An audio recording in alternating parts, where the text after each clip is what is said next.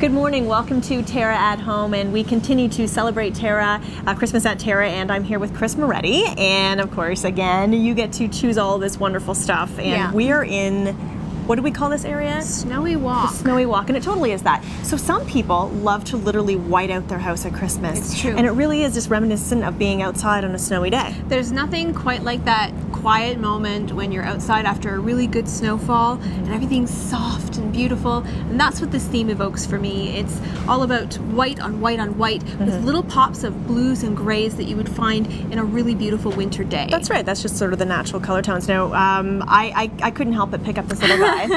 There's one that lays down as well, and they're literally furry and covered in sparkles, and you have owls, and I mean, I have to have one of these guys in my house too. Well, what's a walk in the woods without some woodland creatures, right? So little cute. Accents for the table. Another really important highlight of this theme is those pops of color come from mouth-blown European glass baubles. So those beautiful designer colors you see come straight from Europe and present a really, really great value. So what you'll find at TERRA throughout our collections this season is a really nice wide range of price points, but I think you'll be surprised at the great value of some of the more fashionable pieces that you are going to just be dying to bring home. And I love that. So you're holding some right now in your hand, and again, I'm coming in some of the great tones. Again, we were talking about in a previous segment of how a lot of times Christmas, even though it's Christmas, can still follow some of the current trends in fashion, in color and design. So we are still looking at some of the beautiful neutrals and the blues, and again, as bright as jewel tones. So this is really actually nice to have, and particularly having a good price point on this is helpful for people because you need quite a few boxes of these to decorate a tree. Exactly. So you can see the finished product behind us with the tree and sort of the possibilities afforded to you, and then take what you want from it. So whether it's just a single package of these baubles in a glass vessel on your dining room table, you can get that feeling without necessarily going full bore on the whole house. So I like that. Christmas means different things to different people, and it's not red for everyone. So something like this with a really chic designer color scheme makes it a little more exciting and a little more accessible, I think, to more people. And as we've talked before, again, even some people do have that crazy fun tree, one part of their house, and maybe that's the tree where all the presents go. And then there's the other tree that becomes the more designer tree. It's usually mom's tree. That's right, that's what they call it, right? And that's usually sitting up on a landing, or sometimes people even have a few trees where they have one in their bedroom, which I think is amazing. But that's where you can start to pull in some of maybe the more subtle tones and still represent Christmas that way. Absolutely. And again, with many of our big primary themes, like the Snowy Walk theme behind us, you'll find coordinating elements that you can put throughout the rest of your house. Planters for the front door, accessories for the top of the table, even elements from our greenhouse, again, for hostess gifts, and again, putting on that table or the side table in the living room. And that's what's great about it too. Again, it you know, obviously being with TERRA, we really do want to still focus on the outside as well, right? Of course. So it just makes sense to start that feeling. You're having people coming over your house. The second they step out of their car, they approach your front door. It's all about that walking up to the front door, right? And then right inside the house, the theme continues, and it just gives people a nice feel, particularly at Christmas. Sometimes people aren't at your house only about once a year, and hey, you might as well give them a good feeling, right? For sure. What you'll see also on the tree behind us is that the tree itself has some snow on it as well.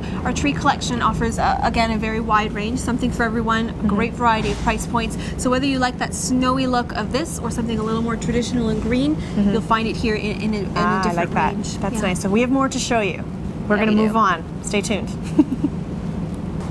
All right, to give you more ideas for Christmas themes, this is a very cool one. I love this. Is a throwback. This is to going and digging through your old ornaments and finding ones that have been around for 40, 50 years. Exactly. This is Christmas now for people who celebrated Christmas at any period of time, basically. So we've got great nostalgia elements in this theme, which we've called Toy Soldier, from European-style nutcrackers to vintage games. I'm holding, it's basically a replica of the 1920s version of Snakes and Ladders.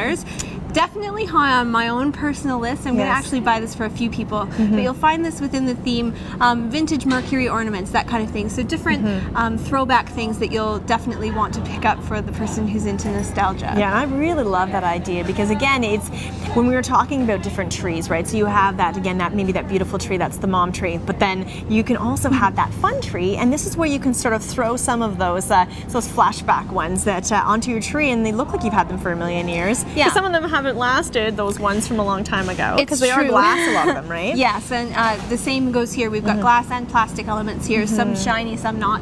And it's a great theme for the kids. So whether it's ornaments for the kids or games for the kids, what I love about the vintage games in this collection are that although they're vintage and they're games that have been around for a really long time, for a lot of the kids right now, they're new. You know, we're getting so into the video game ideas. Why don't we play Tiddlywinks? I mean, that's really fun. I haven't heard that name in a while, have you? Well, that's true, though, it. and that's the great thing. And again, getting the family around, this is what Christmas is about, right? The holiday season in general, for everybody, whichever way, however you celebrate, to get around and play a game and to communicate, have fun, and just enjoy the holiday season. Absolutely. So this is fun. I love this inspiration. You could come here and kind of dig through all these and you wouldn't believe how many fun little, I can't wait to look.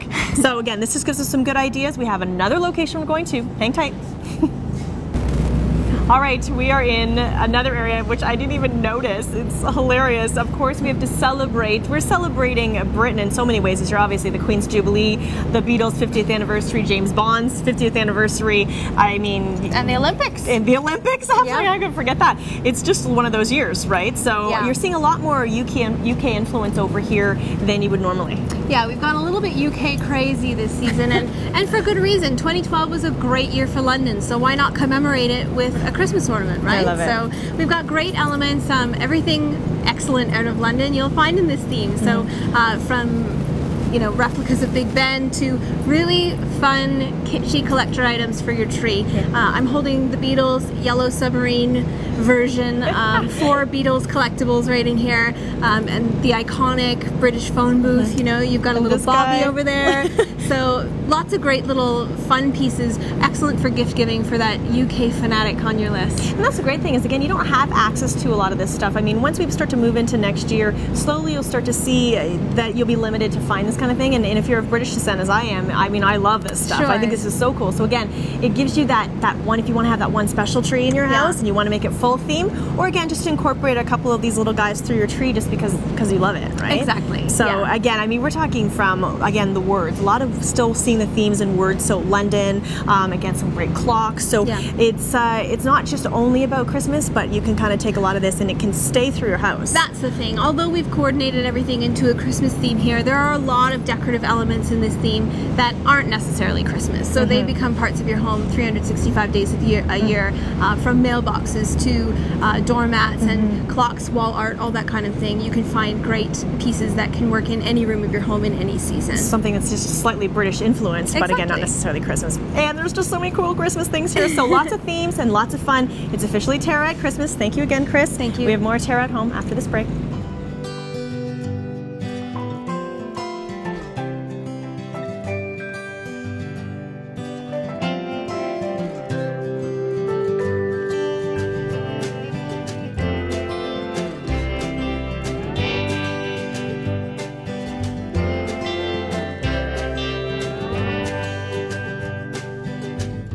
Live color fully at Terra, where color lives. You've sat under them and built forts in them. You've swung from them and fell out of them. You've even fallen in love under them. Trees have always held a special place in our hearts and memories.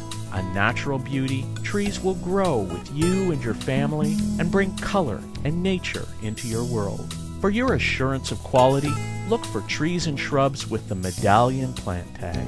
Medallion plants, locally grown, the pride of Niagara. AM 900 CHML is giving you more news when you want it most. Non-stop news weekday mornings 5 till 9, weekday afternoons 3 to 6, with weather and traffic on the 9s. Hear about it first from AM 900 CHML, Hamilton's news talk leader.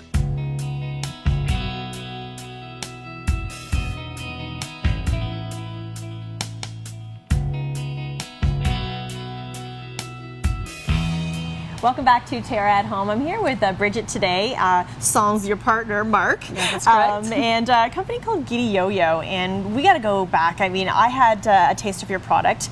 It's your raw form of chocolate. Yeah, I was making chocolate for my kids, and I started sharing it with friends, and people were like, you know, like a truly healthy, health-promoting chocolate. And so people were like, wow, are you serious? You can have healthy chocolate. I said, absolutely. Because it's in its real form. True form. Not Correct. so. This is what we're talking about, the world that is so processed right now, which is scaring people. And we're also saying that a lot of times, as you were mentioning, you guys were being lied to. You don't know what the truth is anymore with products, and they seem to be natural and real and raw and whatever, but you don't know. That's right. And the word natural and all it's just thrown around so much. You're like, natural? How is lecithin than that? It's That's right. And as you get deeper and deeper into, like, even how much we've learned just by making chocolate and everything, even about olive oil and all the products we carry, it's really quite frightening. So unless you grow it in your greenhouse or grow it in your garden, you truly don't know what's going on. So the impetus for us was really, okay, we want to know. We want to know what's going on. We want to know what we're eating. We want to know what we're feeding our children. And then we believe that there's enough demand out there to make a business so we can provide others with these truly healthful options so they can vote with their dollar.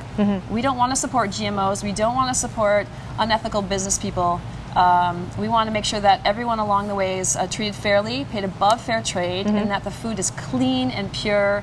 And we have a job to do, and we want to thrive. So. And that's what I love about you guys too. It's not just about the product itself; it's about the whole journey, right, from beginning to end, start to finish. Right. So you care about the people involved, and again, as you mentioned, fair trade. Obviously, that they in particular when it comes to coffee and cocoa beans, there are really poor work ethics and the way some of these employees are treated over in some of these countries is people would be appalled. Yeah. As we learn more and as we kind of go through our lives, we realize how important energetics are. Everything is energy. Our thoughts are energy. The food is energetic. Everything is made up of vibratory material. And so knowing that if someone's being abused, someone's been stolen, like a lot of the African cacao, they steal children, it's a horrible experience. So these poor people are putting their energy as they harvest the chocolate, as they work with it. Whether we consciously are aware of it or not, it gets into the food, and then we eat it, and then we carry the same energy signature. Right. And so it's like, people laugh like our chocolate bars. It says the first ingredient is love and gratitude. I know. That's really true. So cute. Yeah, the woman that we have making our chocolate, she sings to the chocolate like the people that wrap it. we really try to focus that is so on. Nice. It's like people think it maybe it's a little hokey, but we believe it's so true. But I think that's nice because you can tell it's coming from your heart. You care about the product, and what's great about this is, if we break down and specifically talk about organic raw chocolate, what does that mean to somebody? Raw chocolate.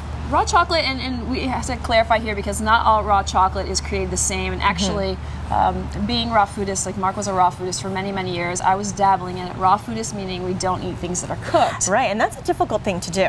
It's totally for some people. It's challenging. It's challenging, especially in this. I mean, that's a whole conversation we could have. Yes, but it's another day. Another day. We're not raw foodists for sure, but like 80–90% of our diet is considered raw. We just don't need to cook it. We don't eat much. We eat a lot of chocolate and sprouts. So what we did was raw, meaning that the cacao bean itself hasn't been roasted. And that all the processing through which chocolate goes to get from the bean to the bar is kept at minimal heat, typically under 113 degrees Fahrenheit. Okay. So right then and there, that's when raw.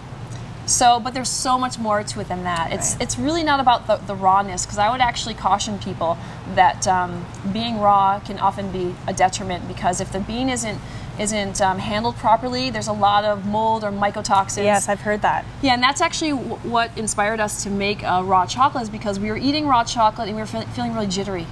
And we're like, what is that? And then someone told us, oh, you're sensitive to theobromine, blah, blah, blah. And we're like, no, we don't believe that. And then we found out that it's actually because of the mold and mycotoxins on the chocolate.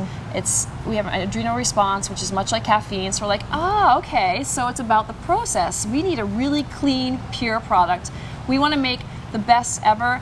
Not necessarily like the smoothest cream, it's not like a typical chocolate bar, but we wanted food. We didn't want a confection. Well, if you look back to way the Aztecs made it, and I mean that's what it was. It was raw, and it wasn't super smooth because you didn't have the machinery. You just don't. Exactly, and so you can almost taste the crystallizing in it, and you can it's just in its purest form that way. It is. And you have a lot of flavors. We do. Yeah, we have currently 9 flavors. We're bringing on another flavor, which is more of not so much a flavor, more of a medicinal shaga chocolate. Oh my goodness. Yeah, so I think maybe we'll stop at 10. A little bit too many people, like too many flavors. It gets a little bit confusing for people.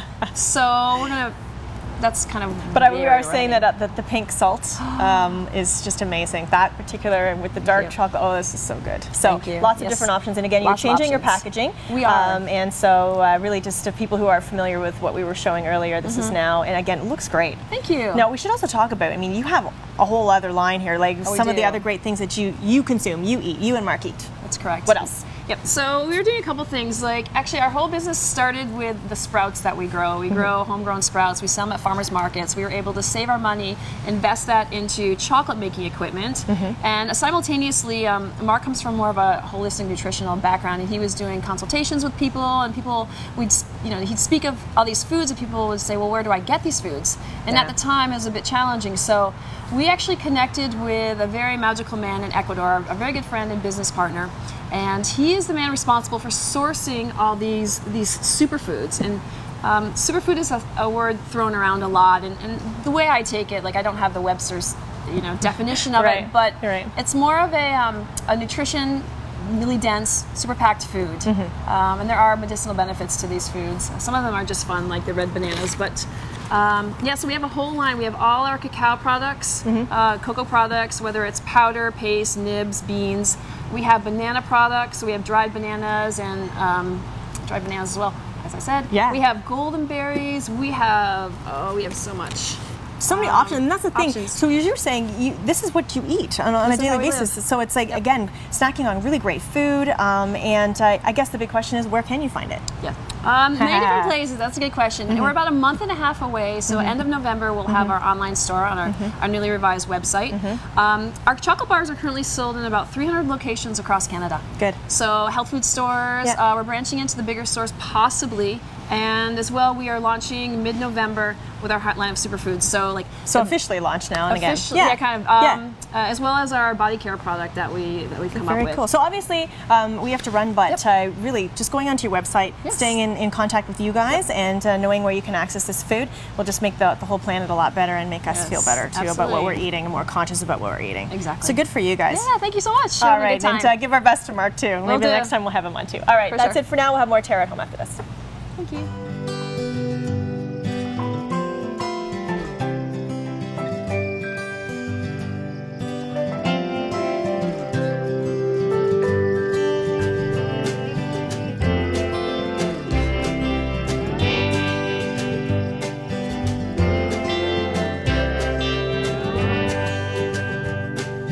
Come and explore the new Terra, where color lives. You've sat under them and built forts in them. You've swung from them and fell out of them. You've even fallen in love under them. Trees have always held a special place in our hearts and memories. A natural beauty, trees will grow with you and your family and bring color and nature into your world. For your assurance of quality, look for trees and shrubs with the Medallion plant tag. Medallion plants, locally grown, the pride of Niagara.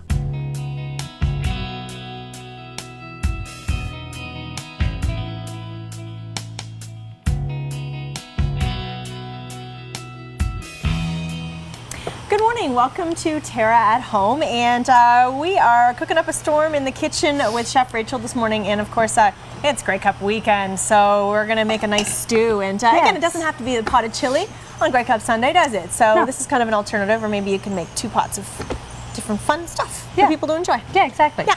So today this is a chicken and bean stew that I'm going to do. Put some veggies in there, some heat, a little bit of chili pepper. Oh, nice.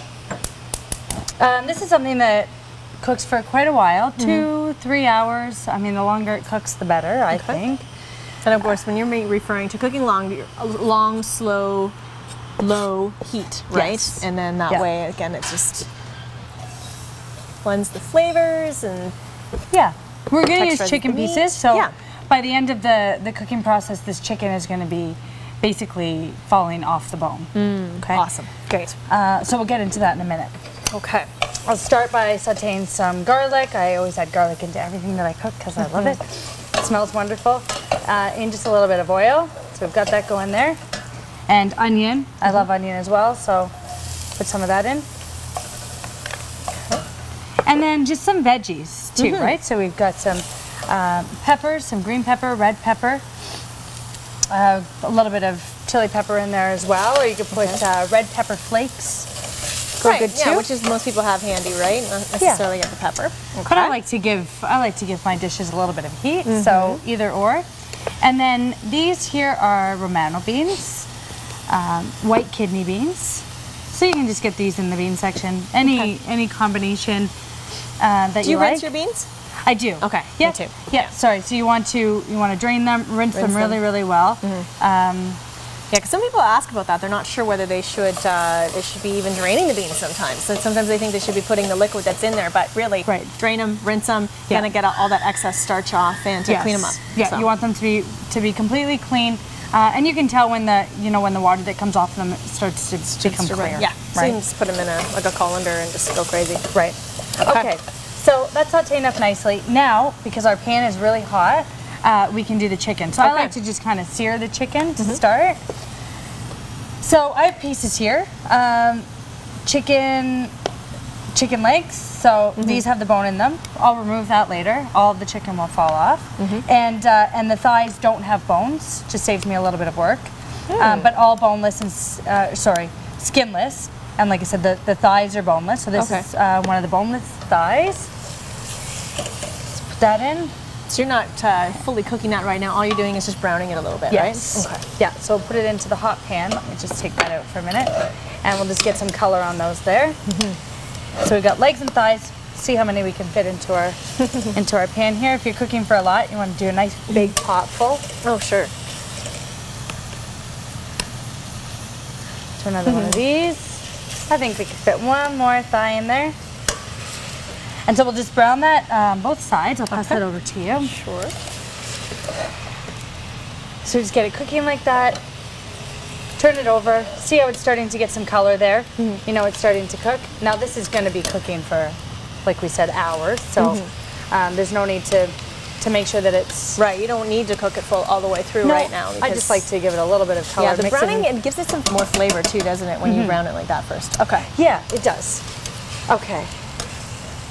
So once that's going, now we can start to add the rest of our ingredients. So green pepper. Again, this generally looks really quite low fat and healthy. It is. Yeah. It is very healthy, and that's why I like it so much, because it's so flavorful. Yet really good for you. So you can just keep eating bowls and bowls of it, and you don't have to feel guilty. Yeah. So add the peppers in there. You can add the beans in. So you can add the beans now. Okay. Cool. Yeah. Add them all in at the same time. And then a little bit of stock, chicken stock, beef stock. Okay, I was wondering what that was. There we go. This is going to be a full pot. Cut up a little bit of pepper now as well. If you add the seeds into there, it's going to give it a little more heat than if you were to take them out. Okay. Look at you go. Add a little bit of that in. Or a lot of that. Spicy. That's okay. It's a big pot. Yes. Some rosemary. I like to put some rosemary in. Throw that in. We can throw some bay leaves in too. So we have fresh bay. Okay. And I always have to remember to take the stuff out though, because you do not. I mean, it's okay if you run into it. You just don't want to eat it later. Yeah. It's very hard. So mix that all together. Chewy. Okay, and then we'll see how much of this tomato we can add. This is about 1.5 cans of tomatoes. And really, again, this is really straightforward, right? I mean, you're just literally adding all the ingredients in. So you could technically make this in a crock pot as well, right? Yes. It should be nice. Which is a great idea if you have a crock pot. You know, you can just kind of let it sit, and you don't even have to worry about it. Right. You can also do it in an oven-proof pot and throw it in the oven. So either way works just as well. So you want to mix it all. Very good. Mix it all up, and basically you just want to let it simmer. Like I said, 2-3 hours, the longer the better. The chicken's going to start to pull away.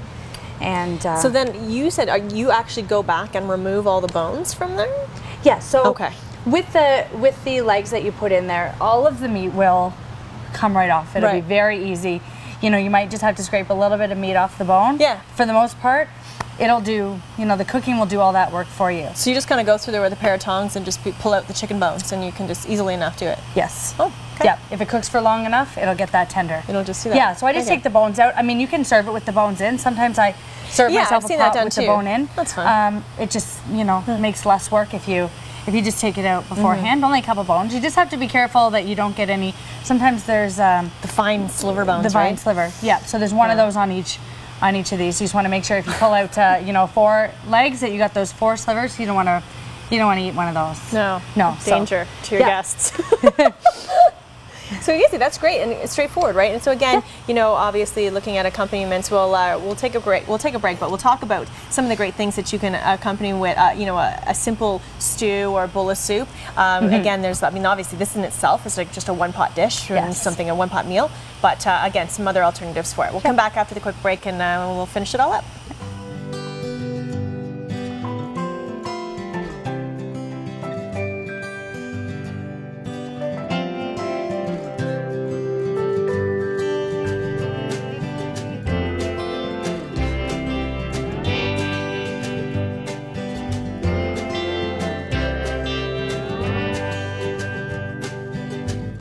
Live color fully at Terra, where color lives.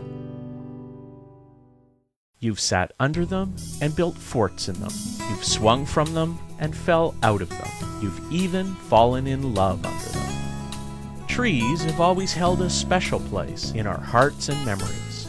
A natural beauty, trees will grow with you and your family and bring color and nature into your world. For your assurance of quality, look for trees and shrubs with the Medallion plant tag.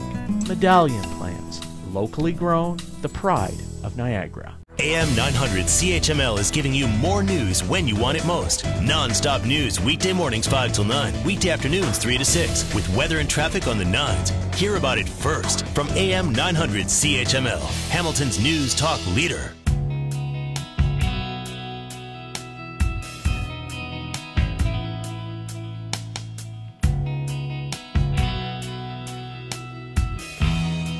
Welcome back to Terra at Home and finishing up our chicken bean stew. Yes. Perfect for Grey Cup weekend. As you see, it almost does come out like a chili. So and very healthy. Yes. Right? Because we use chicken and it's skinless and we got some peppers in there, your vegetables, your beans, a lot of protein in this dish. And then just cook it for 2-3 hours, you know, whatever you think. The longer the better, I think. And look at the final product, as you were mentioning. When you go through and sift through, just pull out those bones. Easy to pull out, as you said, because you're using a leg, so it's just generally just one big bone.